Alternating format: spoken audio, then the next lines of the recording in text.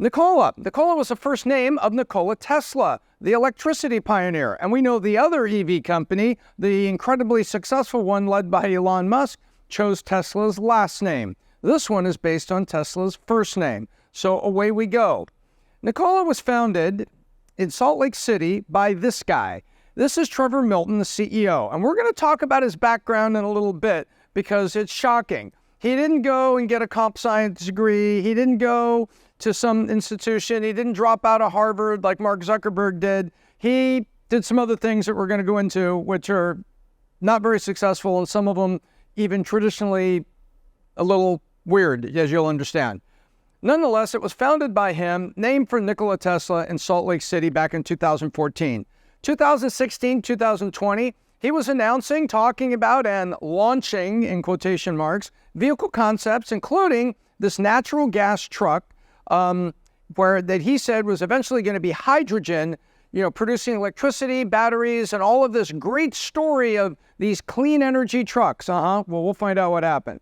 So by 2020, he did an IPO by SPAC. Now, an IPO by SPAC is where a company on the market is basically gone defunct. They use the ticker that's on the market, put a bunch of money into it, usually tag the price at $10 a share or so, and then you merge your company into it and change the name to your company. So if that all makes sense, you basically merge with a ticker system sitting next to a pile of money. That becomes your IPO.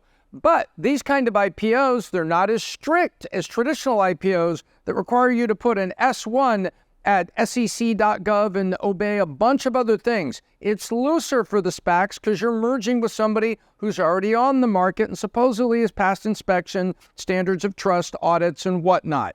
Well, you find out that SPACs can be a little iffy, as this one was, especially if you're led by a guy like him who eventually ends up in prison, which is where he is headed. No word on whether he's in an EV headed to prison, but he's certainly headed to prison because of what he said about his own trucks. Anyway, they go public with a SPAC in June, and his title goes from CEO to executive chairman. So a little bit of interesting intrigue that was there.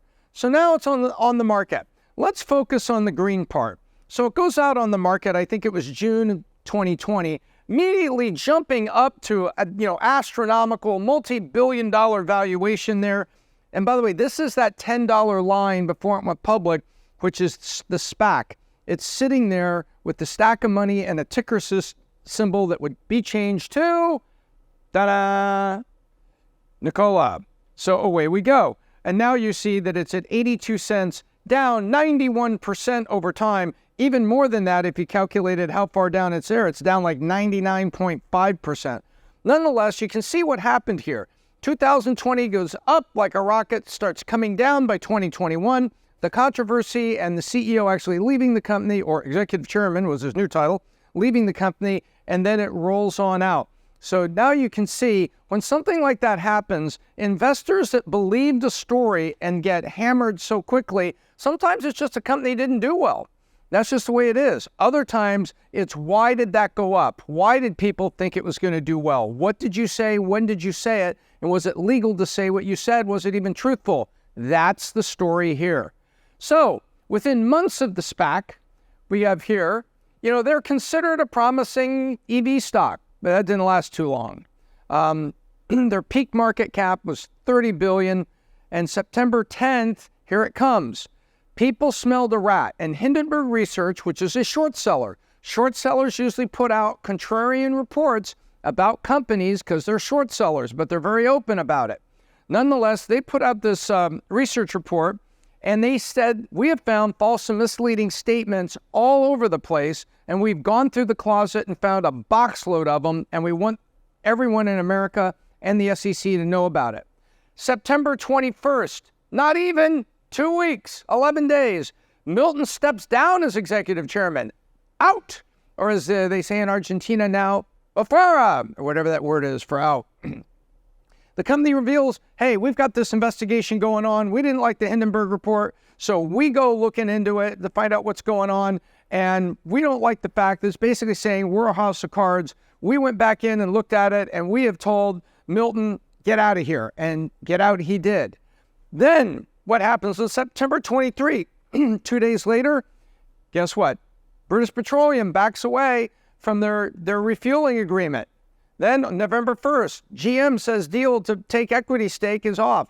Mari Barra was a CEO, and people said that she was trying to use Nikola as a branding thing to help GM stock be perceived as, in the lane of EV and doing well and cutting deals with technology and stuff. So that may or may not have been just a brand play for GM, but nonetheless, November 1st, GM says, we're out. And here's one of the things that caused it. The fake video that caused it. Check this out. This is a picture of a truck running down a highway. In January of 2018, Nikola posted the video on YouTube and social media and called it the Nikola One semi-truck in motion, showing the truck on a highway. This was a fake video, and we're going to tell you what they did. So, the report from Hindenburg Research, and I've got a bunch of things here I'm going to read, so we're going to go into a reading session right now because some of this is pretty funny. Nikola One wasn't functional in December 16th at an auto show when Trevor Milton said, not only is this thing drivable, we're going to put up chains around it so nobody hops in and drives it out of here. Turns out it was an empty truck that didn't have any components. It was a truck. It was big. It is a big show, and they're talking about what's going on. But guess what? No. It wasn't operational. So Hindenburg finds this out. Then they find a text message from 2017, which was right after the December 16 auto show. Text message inside from a Nikola employee said, yeah, we didn't even do additional work on the truck, and we didn't even start work on it till months after the show, and it wasn't working. It was basically not even a prototype. There was no working engine or propulsion system. It was wheels, brakes, frame, and everything, but there was nothing underneath it. We built a truck without an engine, put it up there on stage, and they also stenciled on the side, hydrogen powered and things like this. In other words, it was fake. You can say that if you say in the future, this is what we're building, but that's not what he did. He was selling vaporware. It didn't exist. Then they found that the truck in the Nikola One in motion video was rolling down a hill, had no engine, and they got the thing to roll down a hill and then turn the camera at an angle so that when it was replayed, it would look level. They towed this monster of a truck to the top of a hill in Arizona, let it go cruising down the hill. Hey, Fred, turn the camera. Okay. So when they played it back, it just looks like it's, hey, here's our truck, just going by silently because it's an EV truck powered by advanced hydrogen and electricity. Wrong. It was completely faked.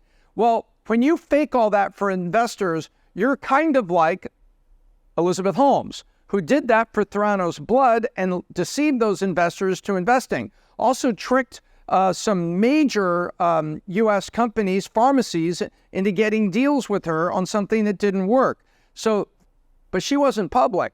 But these guys went public in a SPAC, and Trevor had been out there saying, oh, the truck works, we're shipping them, we're doing all that. That's what happened. So, he's later found guilty. But let's dive in a little bit more of the research report, and let me read you a couple things from it that I think are kind of fun. So, they had gotten into business with a battery company, and the battery company was later indicted. So he's going on trial. This is the leader of a battery company that was a key supplier to Nikola. But did they walk it back and say, hey, we won't have those batteries because the guy at the battery company, they didn't really exist, they didn't really work, he doesn't have the batteries he said he did, and he's been indicted, so he's going to be busy in a court of law. Southern District of New York getting his ass kicked. Nope, he doesn't walk it back. They double down on it. They also were using GM's battery technology and some technology in the truck that was produced by a company called Cascadia, and they did a promotional video where off to the side you actually saw a piece of tape covering the Cascadia logo on a couple key components of the truck. So in other words, all the stuff that you were building, Nikola was just a design lab. They designed a truck and were trying to work with people to make it work. They said, oh, we're completely green and we've got 3.5 megawatts of solar panel on the roof.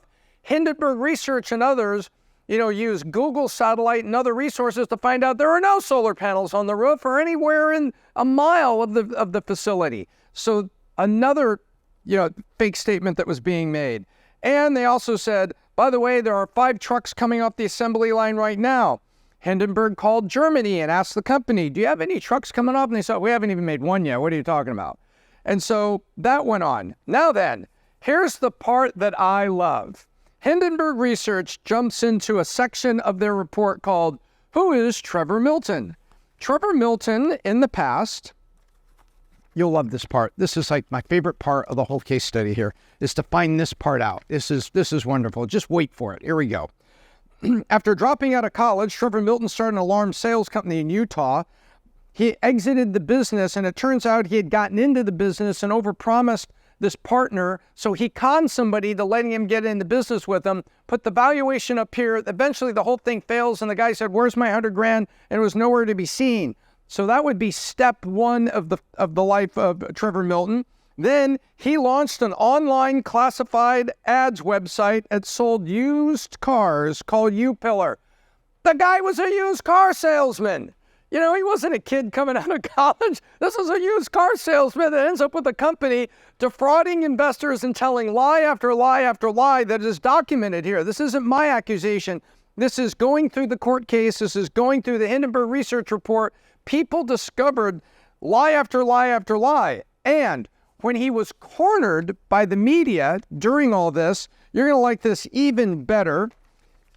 They said, hey, you're not really making these fuels. You're not really doing this. You're not really doing hydrogen. You're not doing this. And we think we're busting you. The media, halfway through the story, had started pushing.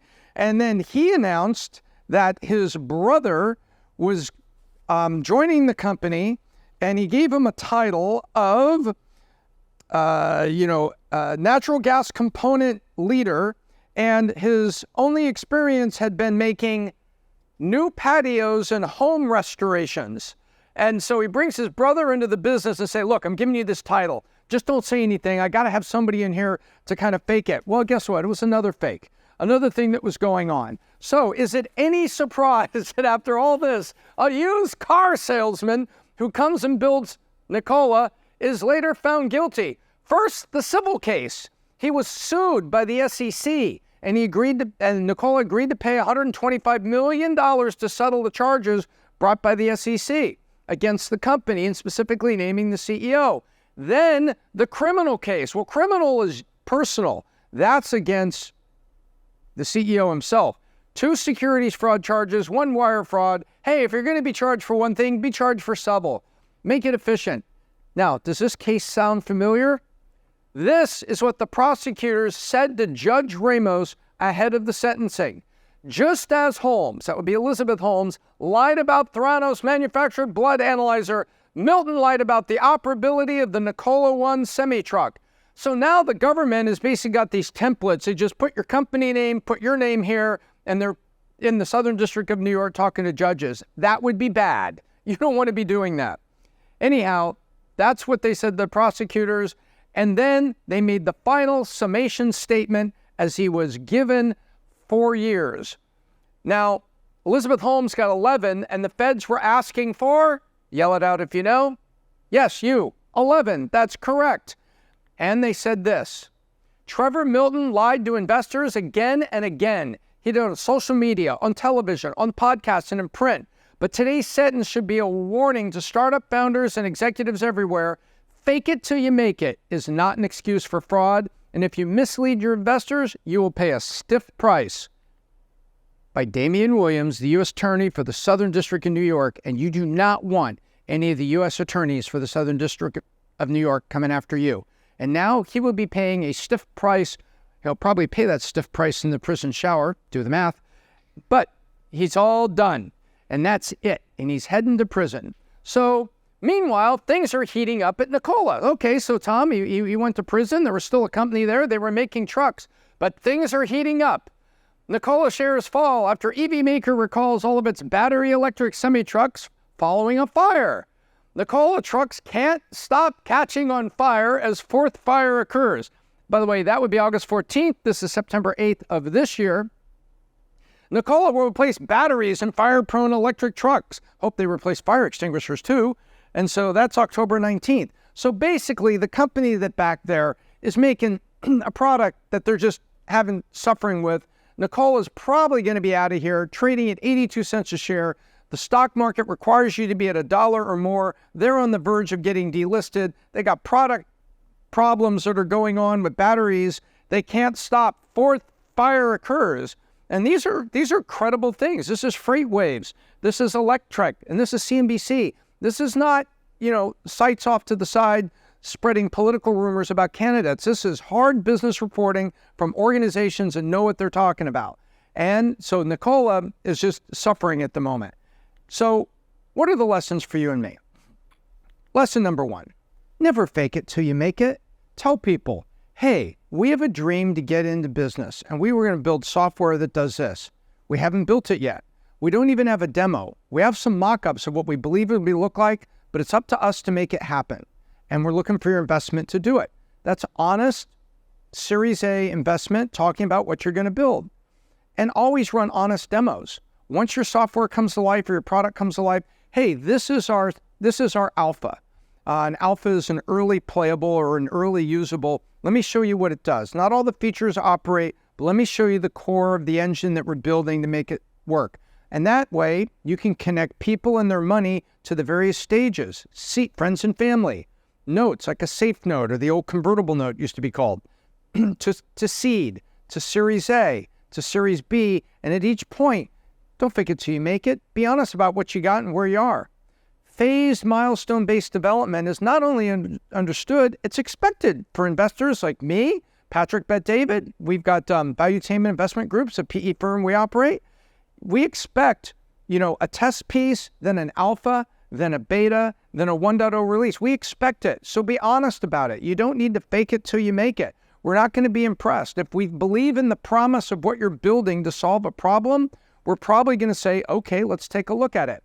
Now, Valuetainment Investment Group, our PE, we want inventors that have got some traction, that have put some of their own money in, that have initial customers, that have some proof points. We're not an incubator, so we don't invest at the seed stage.